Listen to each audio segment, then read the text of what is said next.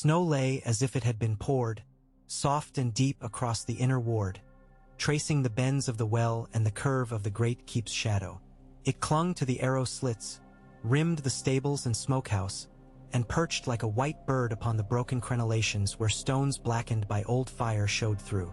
In the hush, even the wind seemed to watch its own breath. Cook fires labored, sending up narrow spears of smoke that dissolved against a sky the color of iron. Somewhere in the depths of Winterfell a hammer rang, deliberate and solitary, as if the smith had chosen to speak in metal rather than risk a word. Sansa came awake to the sound of that hammer and a dog barking twice somewhere near the kitchens. The room was cold enough that her breath hung pale in the half-light, and the fur thrown over her had slid toward the floor. She rose slowly, feeling each stitch of her night shift tug against her skin, feeling the long, old ache in her ribs that flared when she reached for the cloak at the foot of the bed. The cloak smelled faintly of wood smoke. She drew it around her shoulders and stood a moment, listening. It took a handful of heartbeats to understand that what she listened for was no longer there. No footfall she feared, no laughter pitched to torment, no voice that carried the slight scrape of a smile. Winterfell breathed with its own old lungs, and she could hear that, and only that. When she pushed open the shutters, the cold came with a quickness that made her teeth ache, but she let it wrap her face. The yard below had not yet been trodden into paths by boots and hooves. The kennels were quiet.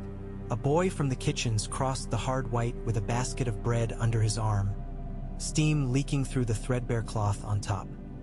He moved carefully, as if the ground itself might complain. Sansa watched long enough to see him vanish past the smokehouse. Then she closed the shutters to a finger's width and dressed by the dimness. Wool first, then heavier wool, the dress with the seams her own hands had mended, the belt with its iron buckle polished to a dull sheen. Her hair had grown longer than it ever had as a girl. She parted it with fingers stiff from cold and braided it in sections that seemed to know their own way, then wrapped the braids around one another and bound them with leather. The face in the looking glass was still hers. The mouth too often held firm from habit. The eyes watched for changes in the air, but the skin over the cheekbones had color now, and that was its own newness. In the corridors outside, the stone kept the night. She met two men from the outer guard on the stair and nodded to them, and they bowed their heads and moved on as if they'd pass into a story by doing so. When she reached the back stair to the kitchens, the smell lifted her. Yeast and barley and a sweetness like dried apples warming. The head cook saw her and startled, then tried to make his startle into a smile. "My lady," she said, wiping flour from her hands with a cloth she kept at her waist. Her hair was a little white at the temples, or it might have been flour. "He'll go all day with that hammer if no one tells him no." "Let him speak," Sansa said.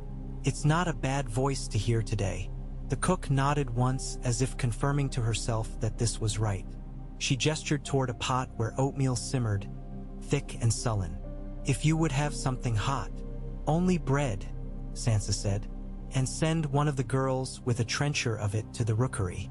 The birds eat as hard as men when the day is this sharp." "The maester will be glad of it," the cook replied. "He's begun to cough like someone who doesn't want to be thought of." Sansa accepted a heel of bread and a slice cut from the center and ate standing by the hearth, the heat resting its hands upon her knees. When she had warmed enough to feel the tips of her ears again, she thanked the cook and stepped back into the stone. The godswood waited as it had always waited, a room within the world.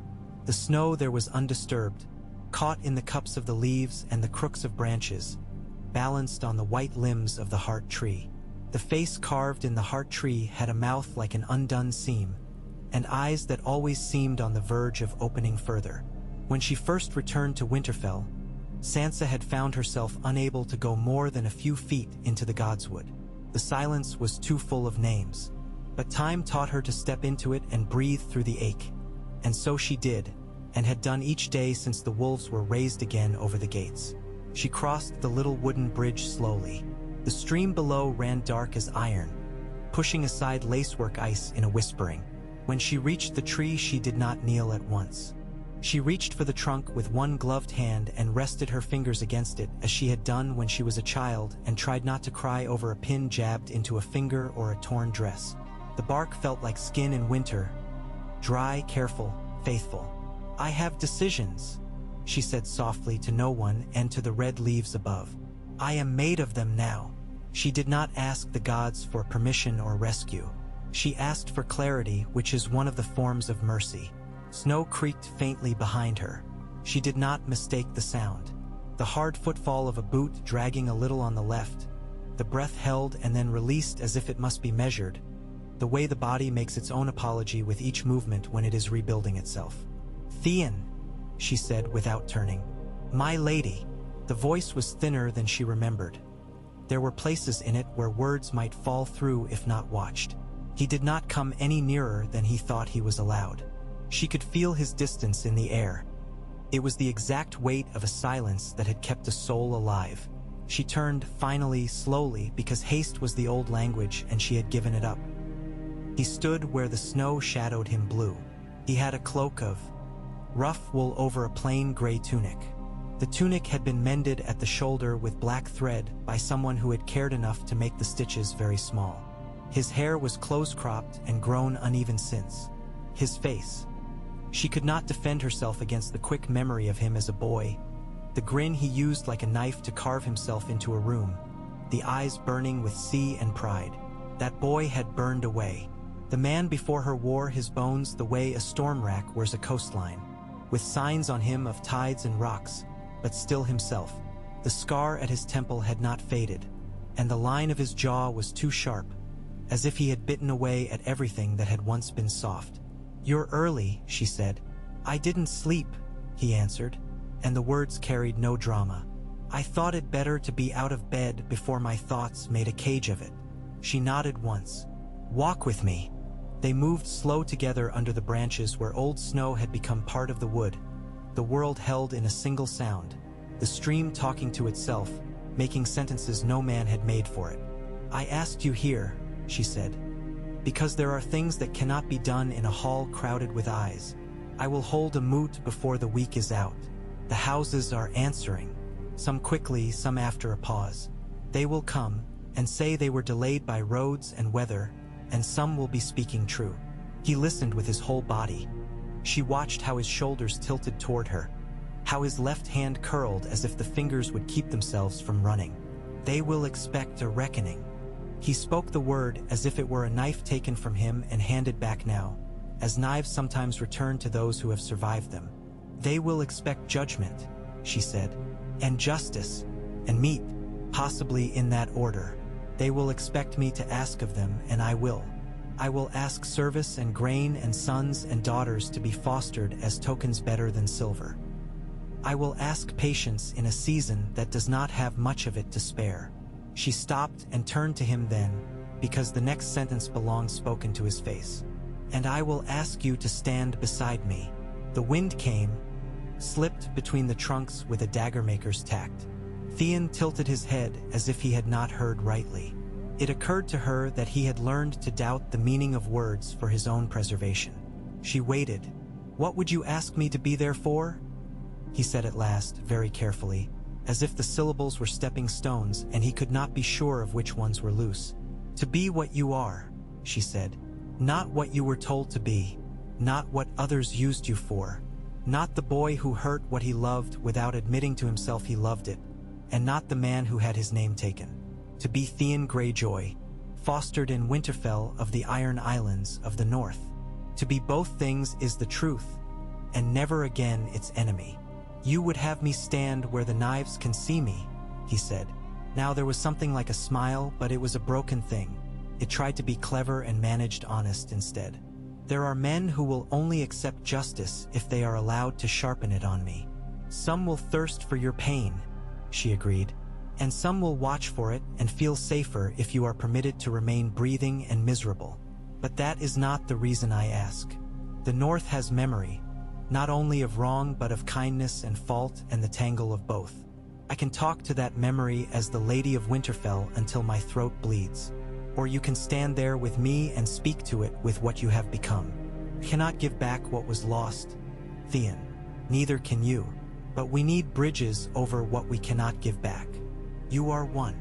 He breathed, and she watched that breath move through him like a ship through a small tide. What would I say? What you can bear to say, she said. And what will help? These are not always the same. But there is a generosity that is not weakness.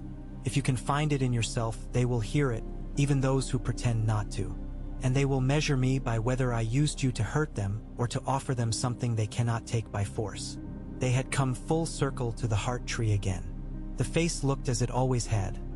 Red sap frozen at the eyes, as if a god had chosen for once to weep and then changed its mind. Theon looked up at it. He did not kneel. He had knelt enough in his life before those who did not deserve it. He lifted one arm and set his palm against the smooth white bark where the handprints of generations had found the same height without deciding to. When I ran, he said, that night, we jumped from the battlements into snow that wanted to take us both. I wanted to save only myself.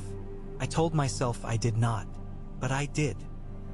He turned his head and did not look at her, because it took courage enough to say this without requiring the audience of eyes. When I saw you lift yourself up out of it and begin to move again, I knew that if I did not follow you, I would lie down there and make a home out of being nothing. That was the first mercy I ever took that I had not stolen. The skin between Sansa's collar and the back of her neck felt very thin, as if a hand could pass through it and touch her spine like a string. She thought of the hound bays of her childhood, the way a good dog would look at you and understand whether you meant to give bread or stone without your having to move. She thought of her father's hands and the shape they made around her when she was tired and too proud to say so. It matters that you came, she said, and that you did it before anyone could name it brave and put a banner on it. He was quiet a long while. At last he said, low, almost a laugh without heat. If the lords demand my head, will you spare me? If the lords demand your head, she said, I will feed them, and I will ask them what they expect to eat tomorrow. Heads do not fill the bellies of children.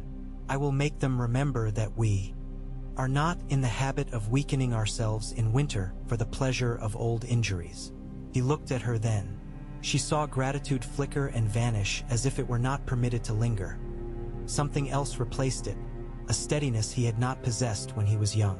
I will stand with you, he said, and I will say what I can carry, and if it breaks me, then I will break standing. It will not break you, she said, and it was not comfort and not promise. It was the tone she had learned to use when she knew nothing and must yet lead. They left the gods' wood together. It was not a triumphant walking, but it was an honest one. A stable boy saw them and tried to vanish himself into a doorframe that was much too slender to hide him. Sansa stopped and asked the boy his name. He stammered something that sounded like Hob but might have been Rob made small. She told him to see the head cook for a hot apple if she had one. The boy stared, grave as a lord in council, then smiled as if his face had remembered what to do. In the rookery, the maester had already found the trencher of bread. He was a narrow-shouldered man with hair like spun iron wire and eyes of faded blue. He coughed and then pretended he had meant to do it all along. My lady, he said, the birds are in a mood. That makes them kin to men, Sansa said. Have we answers? We have acknowledgments, he said. The raven from Deepwood Motte came back with the rag tied to its leg still knotted. So I assume the message was read by someone who had no ink. From the rills, 2 ravens, one written in a hand that does not want to be recognized but is, to my eye, a woman's, you will see. From White Harbor, a letter with flower on it. His mouth tilted minutely in what might have been a private smile. From the last hearth, nothing. From Carhold, nothing. From the mountain clans, a stick with notches, which a rider brought, because they say the wind eats paper this season. Sansa took the letters he offered. She read the White Harbor letter first. It was as polite as fat men tend to be when they mean it, heavy with words that took care. She could hear the Lord's voice in the flourish of his signature, even though she had not yet heard him speak. He would come with men. He would bring salt fish and salted beef and a promise to bring more. He would bring ship's captains who knew when the ice would cut their hulls. He would bring a great seal affixed hard enough to dent the parchment, as if to say, I am here even if you do not see me yet. The letter from the rills was spare. We will come. We will not forget what was done to us. We will listen. There was a smear where someone's hand had rested too early. The maester set his hand on a stack of thin branches near the inkpots. The mountain men say this is a tally. For chiefs, 8 hearths ready to leave their hills. 3 will not. 1 will, but only if he can sit where a man he hates cannot see him. Put him near the pillar by the door, Sansa said. He can see the whole hall, and the man he hates will not be able to see him for the press. Tell the men who sit the benches to put him there, and tell them why. If they do not want a knife in the meat, they will do as I ask. The maester's mouth became small and pleased. You give the right reasons. They are the only kind that endure. She took a breath and let it go. Send another raven to Carhold, and another to the last hearth. Remind them that what was is not what must be. They will hear it as mercy, the maester said, and as accusation both. As long as they hear it, Sansa said. Use the old words. They respond to the old words when they mean to refuse new ones. She did not speak, in the maester's presence, of the fear that sat under her ribs like a patient animal. She had learned to feed it without letting it grow. She had learned to think of fear as a candle, useful if kept, dangerous if laid too near what can burn. Most of the day she spent walking, not out of restlessness, but because she had once been taught as a child to carry herself as a lady and had learned since to use that carrying as a gift to those whose eyes leant upon her. The men dragging brushwood from the gate saw her and straightened. The women hauling barrels looked over their shoulders, smiled briefly, and hoisted again. Children stared openly for a long moment and then returned to the fascinating work of sculpting a hill of snow into a fortress or a beast. Theon trailed her at a distance made respectful by his own shame and made odd by her insistence that he not keep too far. When she stopped to watch a mason chisel ice from stone, he stopped also. When she asked the smith to show her the nails he had been making and whether they kept their heads in snow and thaw both, Theon stood with his hands at his sides, palms very slightly up, in the posture of a man who will not reach for anything. Once a dog from the kennels came close enough to nose his knee. He stood very still and let the dog decide. It put its head against him, unbothered by the smell of him, which was wood ash and a faint brine that seemed like a memory rather than a present. It was in the afternoon, when clouds began to gather in a way that spoke of more snow to come and the carpenter's hammer was replaced by the lighter rapid knock of a cooper's hoop being set, that the first of the lords arrived. The guards at the main gate called down the names, and the words came back muffled by the stone and softened by the snow. Serwyn, who had the wide hands of a farmer and would never be able to pretend he hadn't. He rode with 10 men, none of whom looked eager to talk. Behind him, later, a banner with a fat merman and the glint of silver coins sewn into it so that the cloth made a sound like a purse being shaken when the wind took it. White Harbor had come early, and with intention. Lord Wyman Manderley was a boulder-made man, cheeks red from the cold and eyes set deep as coins fallen into a well. He dismounted with a grunt and a kindness. He touched the cheek of a girl who led his horse away, exclaiming that it was the finest creature Winterfell had seen this winter, and made her laugh with the absurdity of it.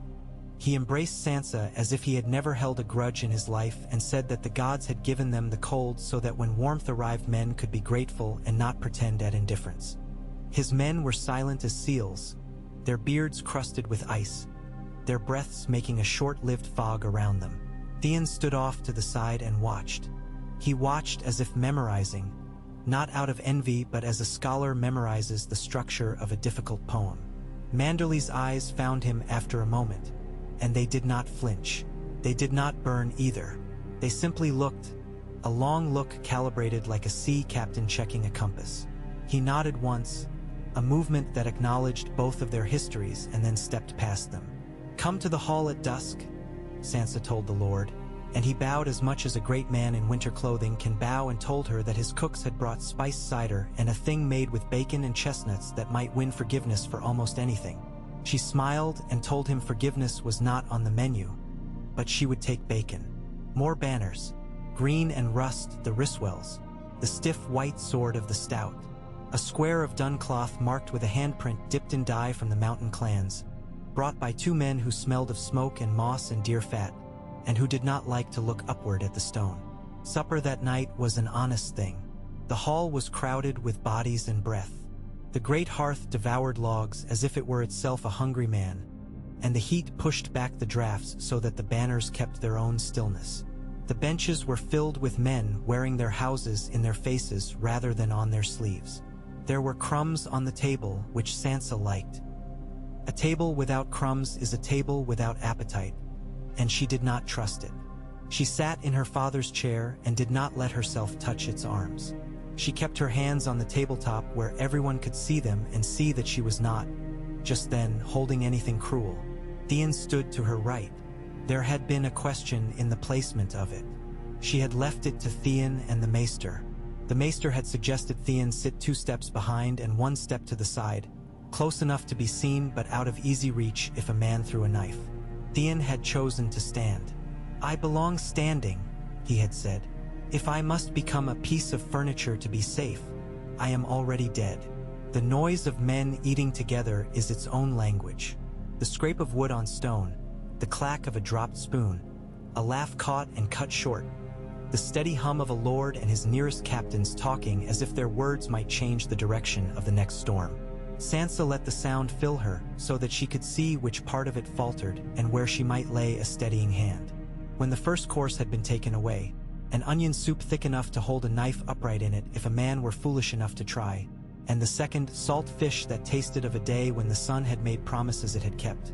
She rose without making more ceremony of it than standing quiet. It took a moment for the murmurs to thin. When silence came, it came as the silence of a tent does, present even while the wind snaps the canvas outside. "Lords," she said, "chiefs, men and women of the north." Her voice traveled as it should. "You came through snow and cold and memories not kindly disposed to see Winterfell. I thank you for coming. I am Sansa of House Stark. This is my home, and yours if you will have it so." There were murmurs that she let live their small life and die. "We are here," she said, "because what was done to us cannot be undone by wishing it otherwise. You know your part of it. I know mine. I will not make a list for us to choke on. I have called you to ask what we will make with what we have left." She did not look at Theon. She did not need to. The hall did it for her. She could feel the way the warmth shifted as men turned their attention toward him like dogs scenting something in the wind. He stood still in it. She allowed 3 heartbeats more. "There is a man beside me who cannot be unmade from this story," she said, and now she let herself look. "He was fostered here. He heard us here. He saved me here. He is of the sea and of the snow. He is Theon Greyjoy. He will speak if he can." He did not move at first. For a moment she feared he had dropped down inside himself to some place where her voice could not reach. Then he stepped forward 1 pace. It was a small step. It had weight. "I am Theon," he said, and the word laid its own claim to him, or he to it. "I am Balon Greyjoy's son." That was a place to begin. "I took this castle once. I took boys from their beds and hurt those who fed and clothed me. I put my name to things I cannot lift off it now without taking skin. This is not confession made to buy my life. You will do what you like with my life. I am speaking to put my feet where they belong. I belonged here once and refused it. I belonged to people who made me into something with a small name and I let them. I am not that anymore." The hall breathed around him. He had not said the names they wanted, Bran and Rickon, but he had turned himself toward that hurt like a man turning down a road that is not easy. He looked at no one, Lord. He looked at the table, and then up, and then at the many faces at once, as if he would give each one a share of his honesty rather than dumping it out and walking away. "I am not asking forgiveness," he said. "It is not a coin. I am asking to step on soil you do not spit on. I will serve the Lady of Winterfell. I will carry what she bids me carry, even if it is my own weight into the sea. If you want me dead, tell her and tell her why, and let it be the sort of why the snow ca. And bear listening to." Lord Manderley spoke before the men who had tongues sharpened for the purpose could set them to work. "Tell me this," he said, and his voice made the air in the hall do as it was asked. "If I promised to feed a boy you took from his bed, Will you carry that food where I tell you? Will you take it to Bear Island if I ask? Will you take it to a crofter near the rills who has already given more than his share? Yes, Theon said. There was no flourish in it. I will take it. And if I ask you to take a letter to a captain I know who owes me a favor and will moor his ship in a place that does not like ships? Manderley said. And if I ask you to take a stone and hold it and feel how cold it is and tell me each day whether your hands are colder than that stone? Yes, Theon said again. Those are all the same question. The hall held a long quiet. It became as if the hearth fire did not exist and all the warmth had come from the candled light of that one small yes. A woman stood near the Riswells, Lady Barbary Dustin, thin and intent and draped in a fur that had once been quicker than any sentence. She had the sort of eyes that see how a room is constructed. If you ask forgiveness, she said, her tone balanced between curiosity and cruelty like a knife lying flat on a table. It will be noted in the ledger of the world, but the ledger is already crowded. Greyjoy, what will you offer that cannot be tallied? What will you give that cannot be taken back? Theon looked at her as if she had asked the only question he had been waiting to answer. What I know, he said. What I know of men who think kindness is weakness. What I know of doors that look like escape but open into smaller rooms. What I know of ships that leave and do not return. What I know of fear and of how to walk while it is in your lungs. I will give that wherever the lady tells me to. I will spend it. It will not run out soon. A murmur ran through the hall like a creature that had been sleeping and had awakened to stretch.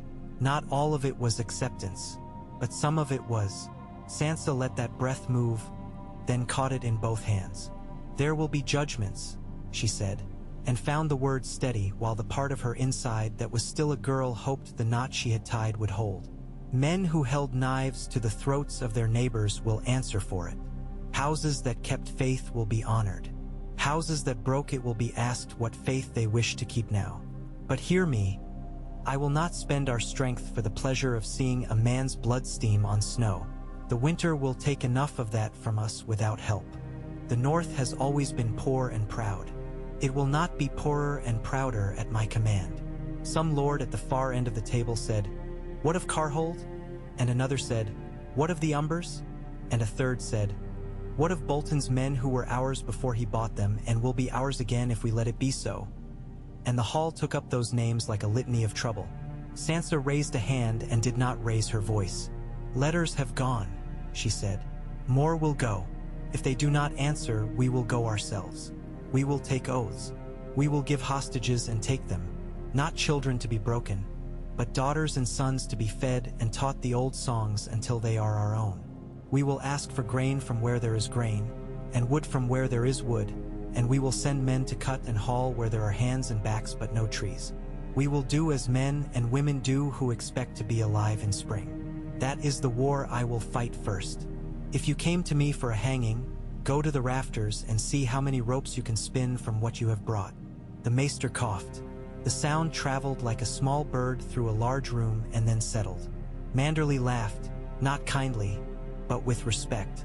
Lady Dustin's mouth twitching might have been amusement or disdain. With such women, the line between the two is as thin as an earring wire. A mountain chief struck the table with his fist once, a short blow that meant agreement among his people. In the end, almost by accident, there was food again. The cider Manderley's cooks had brought, hot and spiced, and the bacon and chestnut things that were better than they sounded, and thick bread and a stew that tried to be beef and roots and succeeded at being comfort. The hall could not hold judgment and bread at once without swallowing it. Sansa had counted on this. Men who have eaten together are less likely to kill each other in a temper, not because bread absolves them, but because the body would rather not interrupt its own work. Theon did not sit. He stood until his legs trembled and then stood more. Sansa did not look at him often. It was one of the kindnesses she could give him, not to make him perform pain for her appetite.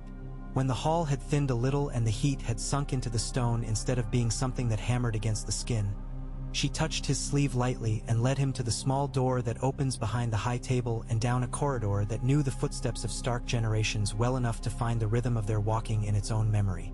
"You did what I asked," she said when they were alone and the noise was far behind.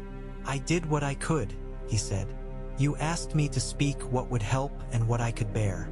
If I made a mistake with those 2 measures, you will tell me. I will, she said. But you did not. You gave them a story to hold.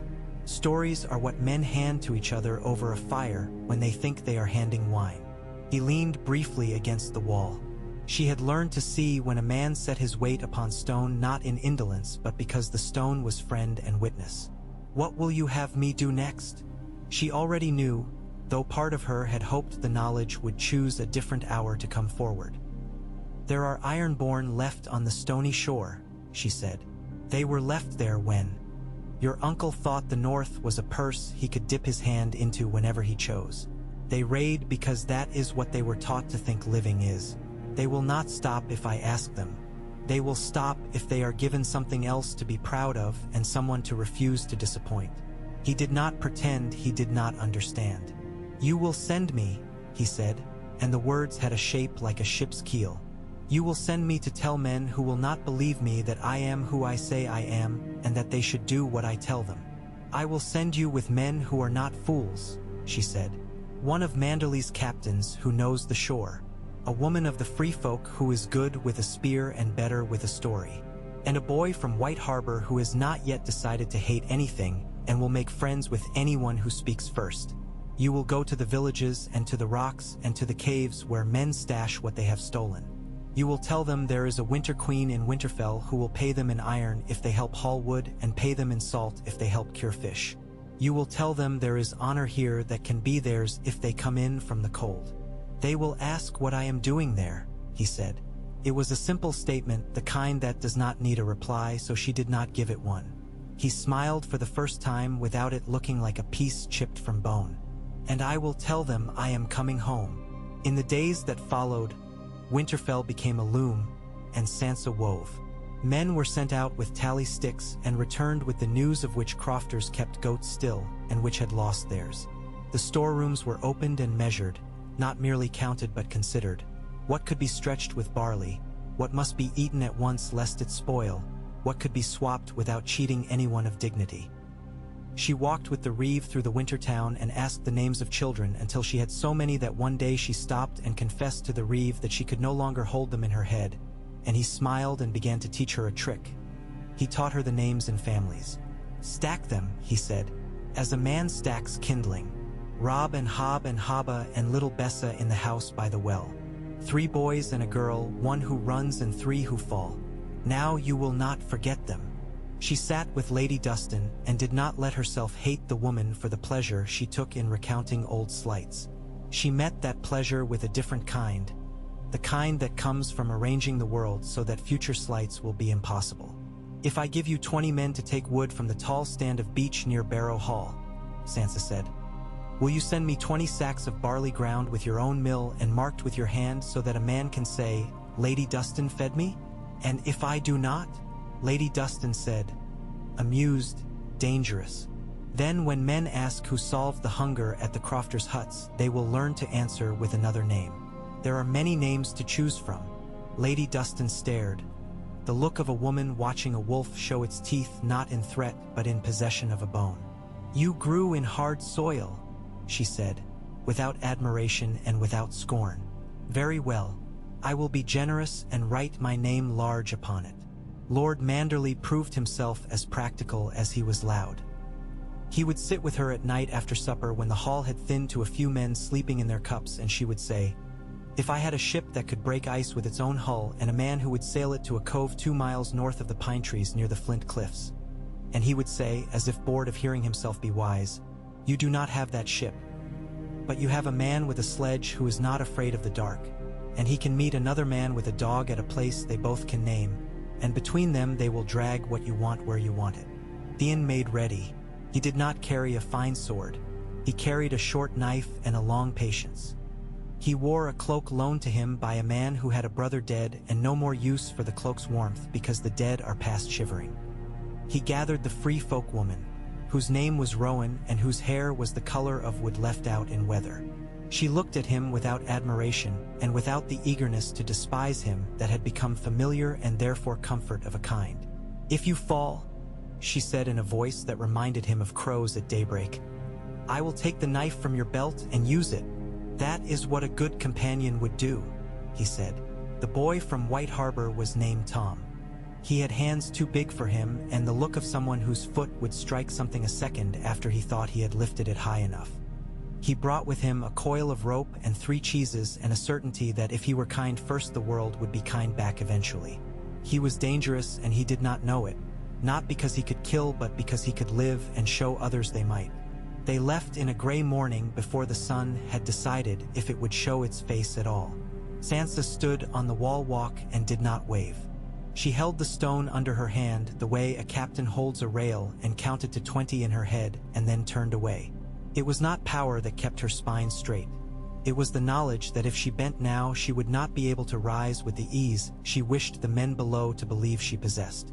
On their way out through Wintertown, Theon stopped by the little house by the well. Haba and little Bessa, it was, who burst out to inspect the boy from White Harbor as if he were a traveling show. Tom presented the cheeses as if offering a queen a crown. Sansa would learn later that he had given them 2 of the 3 and tied the 3rd to his belt and whistled as if the belt had won a prize. There were small victories, and she counted them carefully, each a bead to be worked between finger and thumb when the night lengthened. The yard seemed empty. Tear with them gone, which was ridiculous because 3 bodies are not enough to make a yard feel the lack. She went to the godswood with her own lack and sat, for the first time in many days, on the cold ground itself. She placed her hands palm down upon the frozen earth and thought of the stories a wise man had once told her of her house, and of the wolves, and of the way Winterfell held splinters of all the names that had ever been spoken here. She did not ask again for rescue. She asked for a steadiness that was not unfeeling. She asked to be allowed to stay human while she did the work of iron. That afternoon she called for the girl who kept the accounts and had a talent for numbers no one had thought to teach her, but which had occurred to her anyway, as some songs occur to those born meant to sing. The girl laid out pebbles that represented dried apples and pebbles that represented wheat and tiny carved bits of stick for salt and meat. Together they moved them in small heaps as if playing an old game. Together they found where the pebbles were too few and where they lay in over-expectation.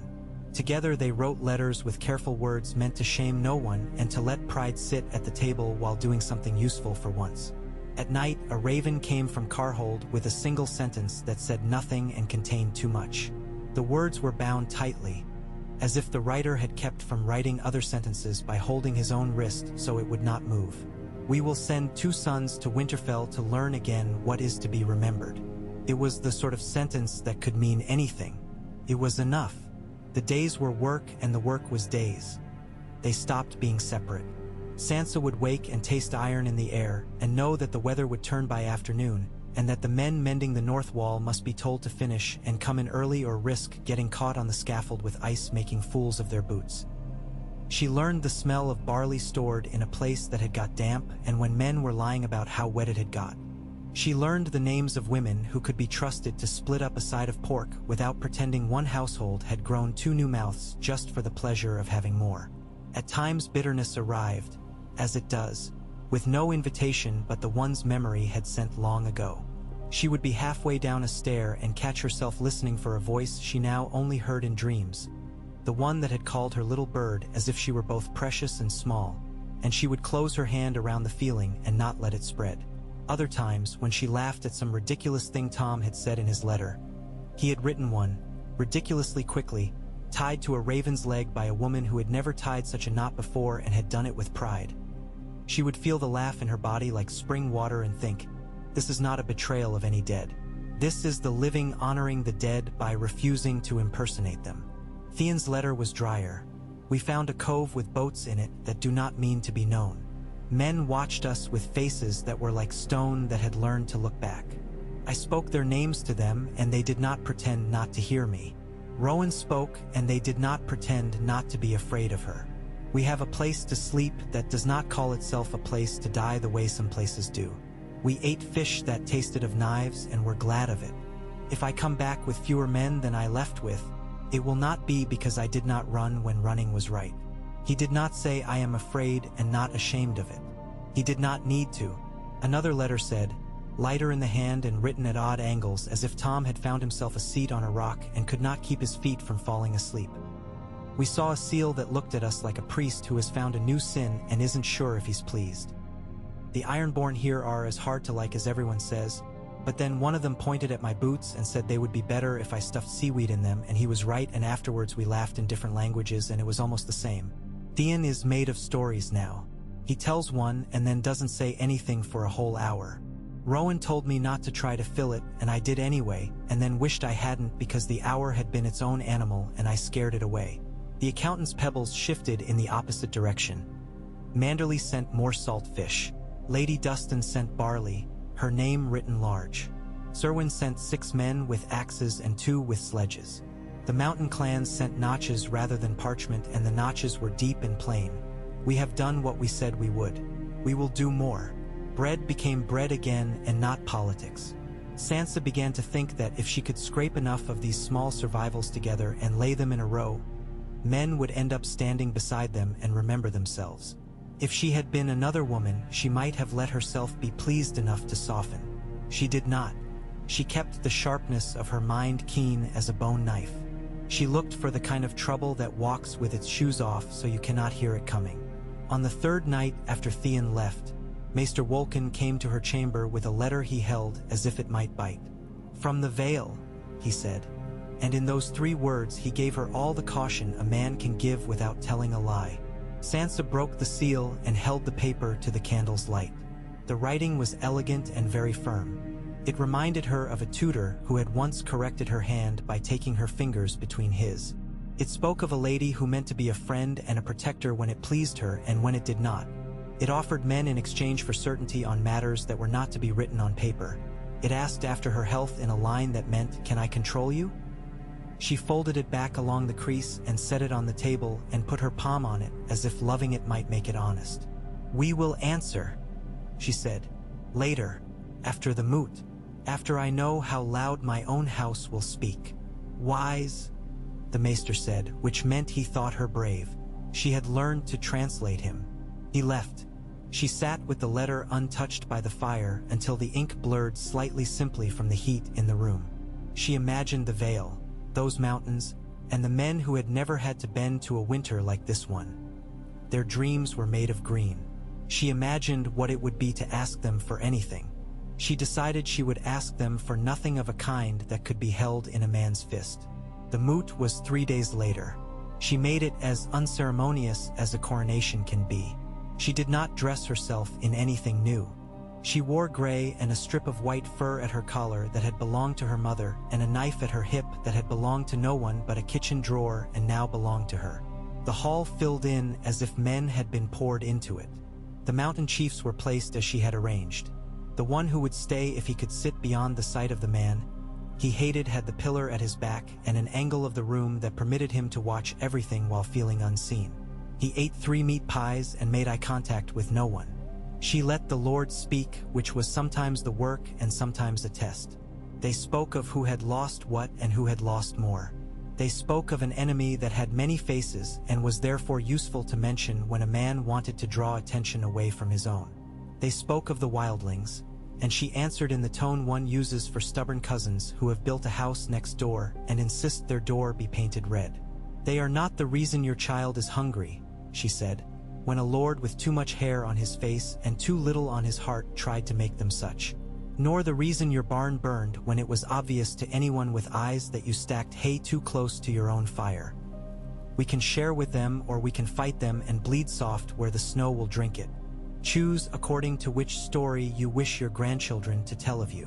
White Harbor pledged ships and men, and a fish stew for every 10th day until the river cracked free of ice. Lady Dustin pledged grain enough to keep the winter town in bread until the end of the month if Sansa would promise to send 2 men she trusted to check the granaries and confirm that her gift was as good as her boast. Sansa promised and sent them and thought the better of Lady Dustin for expecting a test. The mountain men pledged to give names to the land they roamed so that when Sansa sent help she would know what to call the places she sent men to. This was a greater gift than it sounded. They asked again for blood, not as loudly as before but as human beings will, to see it, to be reassured. Sansa gave them oaths. She gave them hostages. She gave them work. She gave them the truth they would not say, that a death without use was a luxury they could afford when the rivers ran and not before. When the moot was done and the men had gone to their assigned chambers, or to the straw laid for them in the gallery, or to the stalls where sometimes a man sleeps better, being nearer animals than he is to other men, Sansa took off her belt and set her knife on the table and stood as if the standing itself might bestow some grace on a day that had not required her to refuse anything she did not want to refuse, but had required her to hold herself more still than felt easy. She went to the window slit and pushed it open and let the cold come. She held her hands to it. She let them ache. They came back to her unbidden. The voices of the hall, the way the sound changed shape when men stopped hoping for blood and started hoping for bread. Theon's voice, the steadiness of it that did not pretend not to tremble. Tom's foolish cheer wearing a kind of armor over something she might one day have to pull from his chest, and look at the way someone looks at a splinter just pulled, with relief and sorrow both. Rowan's silence, which was not absence but its opposite. She slept then, because letting herself sleep was a small way of declaring she believed she would wake. The morning after brought another raven and another letter from Theon. This one was shorter than the others because shorter was the only honest way. We found the men I was meant to find. They are not boys, though they will pretend to be when it suits them and pretend to be older men when it suits them better. I told them I would not bargain with them for the right to be treated like a dog. I told them what you would have me tell them. A few laughed. One did not. He is missing 2 fingers on his right hand, which he mislikes enough to make him reasonable in some hours. He will bring 20 men. He says that is the most he can ask without making a man kill his brother, and that this is no time to ask that. I agreed.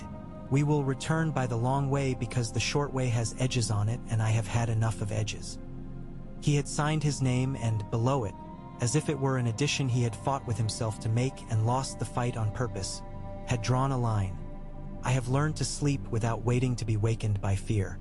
It is a thing I am learning the way a man learns a song in a language not his own. She put the letter down and did not let herself smile in a way that would be indulgent. She let herself feel the small quiet thing that was proud. There were days hard enough to break a man's teeth. A cart overturned in the pass and spilled timber into a stream, and then the stream had a mind to take those boards to a bend where men would not find them again. 3 men lost their feet to frostbite because they had lied to themselves about how wet their boots were. A woman who had lost her son to hunger last year hissed at Sansa when she came into the winter town and cried the word traitor because she could not see any difference between a lady who gave bread and a law. Dy who did not. Sansa stood and let the words come and did not answer them publicly. She sent the reeve later to that house with a sack of flour he could put his own name to. She did not want this small kindness to be attributed to her. She wanted the woman to find that the world sometimes bore her no active hate. There was a night when wind found a way under the door that had not been there the night before. She lay awake and thought of the way a door will either let you in or keep you out with the same indifferent grace. She rose and went to the hall and found 2 of the men she had assigned to the north wall asleep by the fire with their boots off and a look of men who had no dreams because they were too tired. She covered their feet with a second blanket and pretended she had done nothing so that when they woke they could think good fortune had done it and the world would seem less like an adversary. When Theon returned, Winterfell did not cheer and it did not spit. It waited. That is how old places greet men who left them with knives in their hands and returns with their hands open. He came with 2 boats worth of men walking behind him. They had the look of men accustomed to being scowled at. They saw the walls and pretended not to be impressed. They saw the girl by the well and forced their faces to soften because they would not be the sort of men who frightened a child for the pleasure of it. Sansa met them in the yard because the hall for a first greeting would make the greeting into a thing too heavy to carry. She looked at the men and found the one missing 2 fingers easily. He was the one who did not scowl to make himself bigger but watched to make himself better prepared. She nodded to him and then to the others as if she might remember their names later, and this made the men stand straighter and not know why. "You made good time," she said to Theon. "The long way was shorter," he said, and she smiled for the first time that day. He introduced the men with care. He did not pretend they were anything but what they were. He did not pretend their loyalty would hold if insulted or ignored. He made each one's small pride sound like a useful thing. He was good at it. He had learned. Later, after the men had been housed and told what would be expected and given bread and salted meat and told that if they asked for beer they would be taught the virtue of patience, Theon and Sansa stood in the Godswood again. Snow had fallen while he had been away. The world had not noticed he was gone. That is how the world keeps itself from breaking. "Will they stay?" she asked.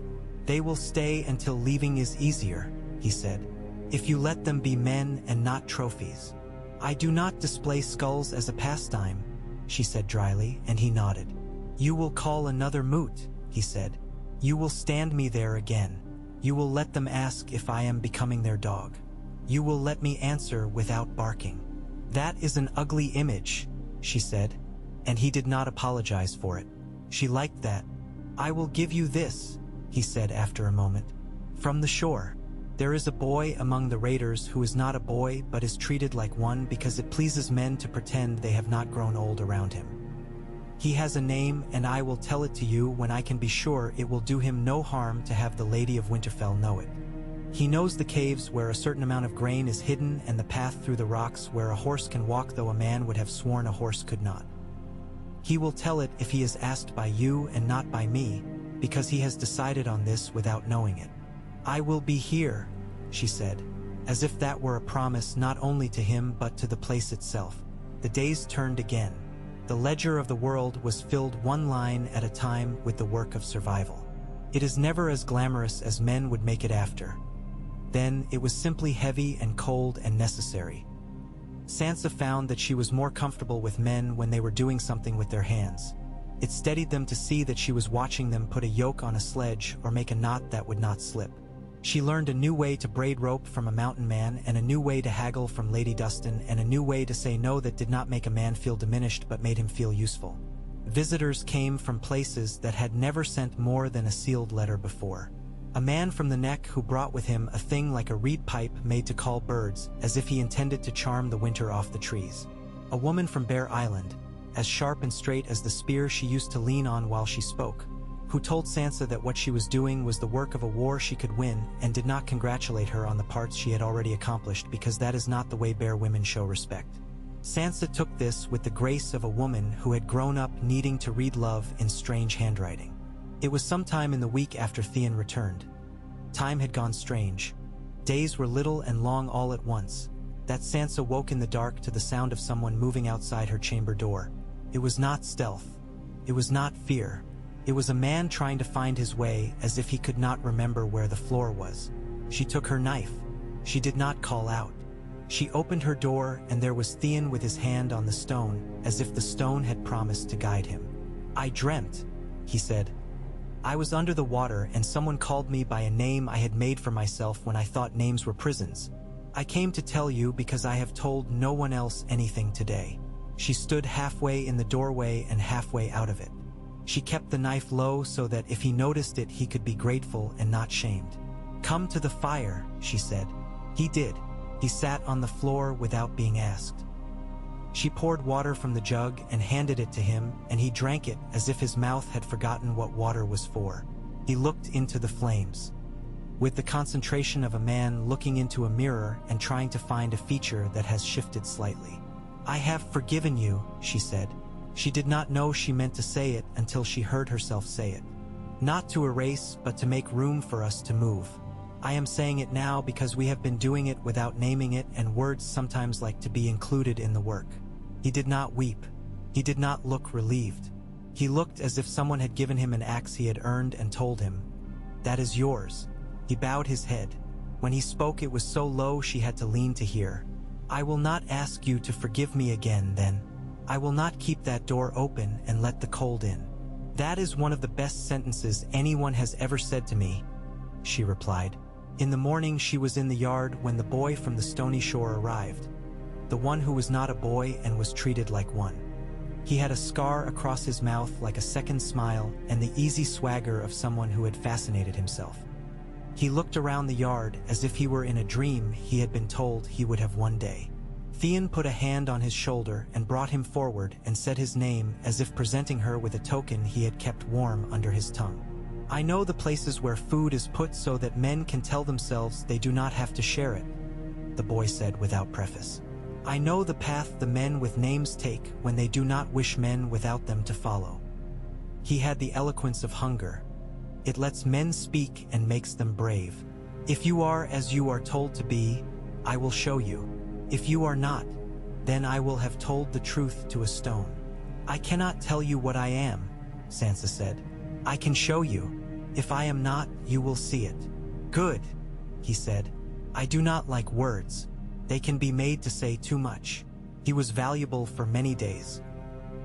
He took men to places where the cold lived like a landlord and extracted grain from pockets in the rock and brought it back with his hands bleeding and smiled and asked for meat with the smile one gives to someone it is dangerous to love. When he was hurt, Sansa stood over him while the maester stitched the skin at his palm and told him stories of a wolf in winter who once got its paw caught and did not bite the hand that set it free. He did not like the story. That is why she told it, to teach him that a story can work on you even when you do not invite it.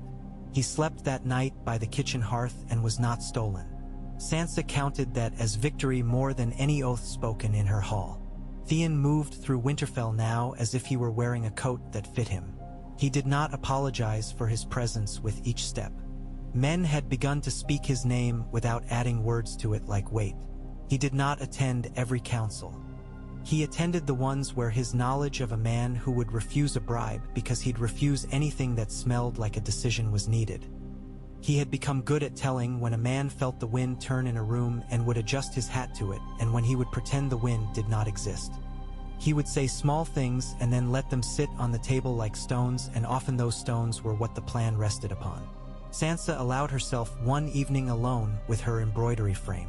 Her hands remembered. The needle moved up and down as if a bird were making its nest, and the cloth accepted it. She did not try to replicate some scene of old glory or conjure a dire wolf exactly. She stitched the curvature of the well in the inner ward with the tiny nick on the stone, the one a mason's chisel had left 2 generations ago that looked like a star if you turned your head just so. She stitched a child crossing the yard with a basket of bread and a dog following as if it had been promised crumbs. She stitched a glove laying on the wall walk where someone had left it in haste and would find it in the morning stiff and cold and still their own. She stitched Winterfell as it was now because this was the thing that might be saved. When Theon came to her the next day and told her that there were men in the winter town who wanted to leave, to go south because south seemed like a word made of pomegranates and green, she did not argue. Find them, she said. Put them together. Tell them the roads will kill some of them, but that I will not deny a man's right to seek a spring. Give them what we can spare and not what we cannot. Tell them I will send letters to the lords along the way, and that some of the letters will be read and some will not, and that this is more mercy than many will offer. Tell them we will be here when they return or do not, and that neither makes them our enemies. What if they become men who hate us for letting them go? He asked. Then they would have found another reason, she said. The day was clear and bitter when the first of the Ironborn men who had come with Theon knelt before the tree in the godswood and put his forehead to the root and lifted it again as if putting his head into the lap of something that did not mind being asked to witness. Sansa watched from a distance so he could think himself unobserved and his pride could go on uninjured. The man had the air of someone who had spent his life compensated by one story and was willing now to be compensated by another. She did not think this made him false. She thought it made him human. She did not ask him to promise anything. She let him stand, take a breath, and walk back out into the yard. The moon grew thin. The sky promised more snow and kept its promise. The cold had developed character. The grain in the storerooms visibly lowered and then was replenished and then lowered. Sansa learned the weight of a full day by the way her shoulders felt in the hours before bed. She learned the cleverness it takes to keep hope from becoming brittle. When men told her she was hard, she nodded. When they told her she was good, she shook her head. When they told her that the north had been pieces fo. Or so long they had forgotten the shape of the hole, she told them to look at the well, and the road worn by boots between the smokehouse and the kitchens, and the fact that there were children alive who had not been alive a year ago. That is the shape of us, she said. Not banners. In quiet moments, she would let herself recall the line of her father's jaw and the furrow between his eyes when he thought something should be simple and it refused. Remembering him had ceased to be only pain.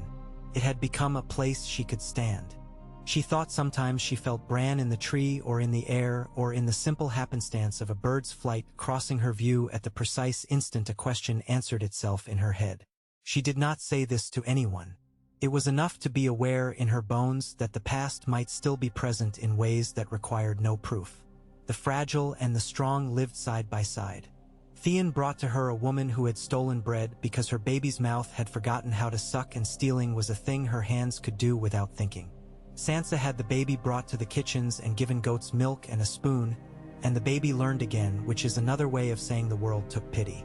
She told the woman to work in the laundry where the steam and the warmth would not lie to her as much as other work might.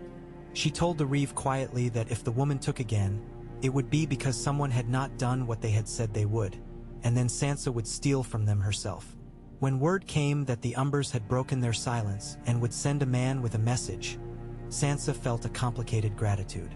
She had not been sure she would keep herself from riding there herself. Now she could obey her own rule and stay. The man came with a beard like a broom and said the words as if they were stones he had to carry across the yard. "We remember. We are tired.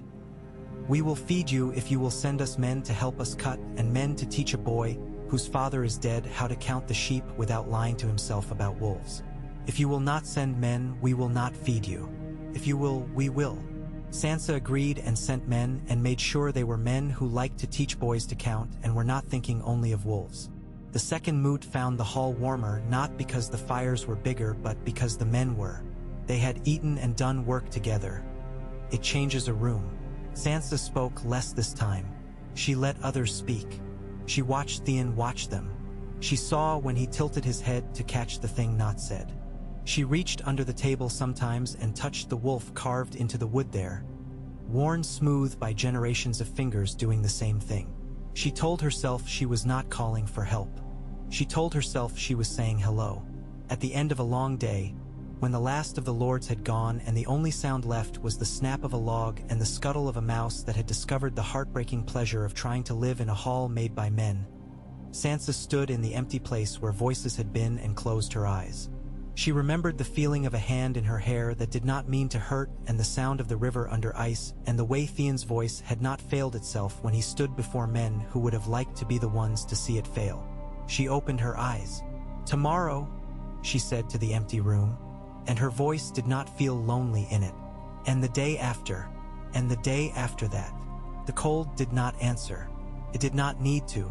It was part of the sentence now. The snow out in the yard sat with the patience that makes mountains.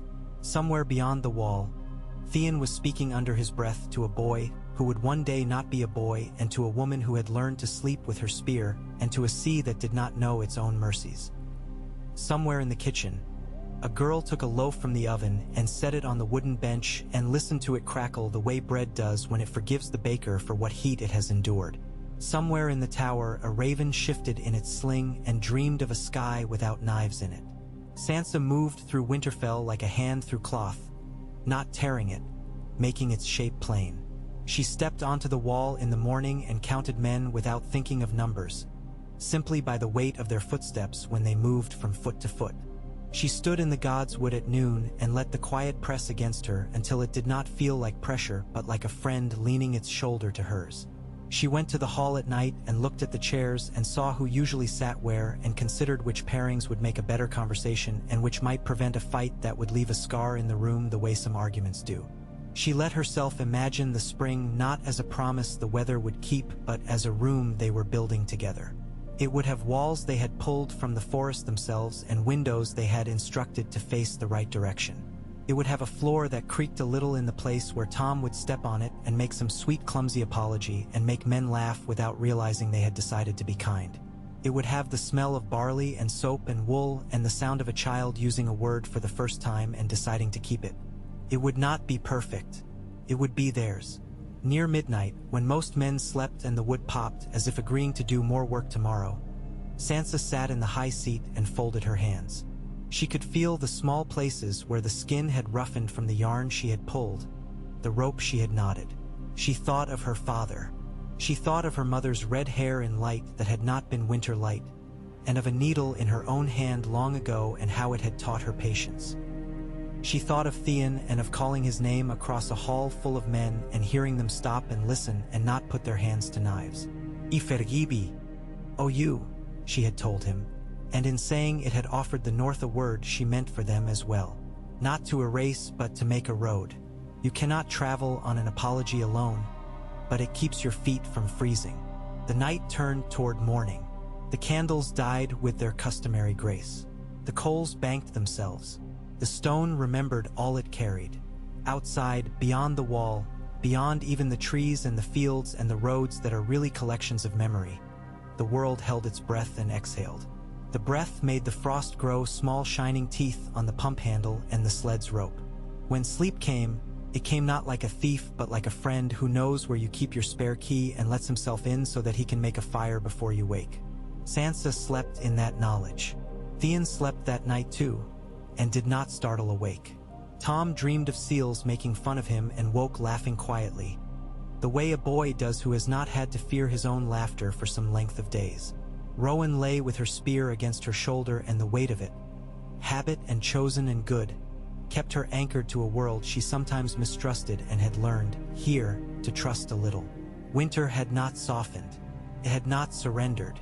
Men and women had simply made a way to be inside it without becoming only winter. In the North, that is called victory, and it is the kind that lasts if you tend it.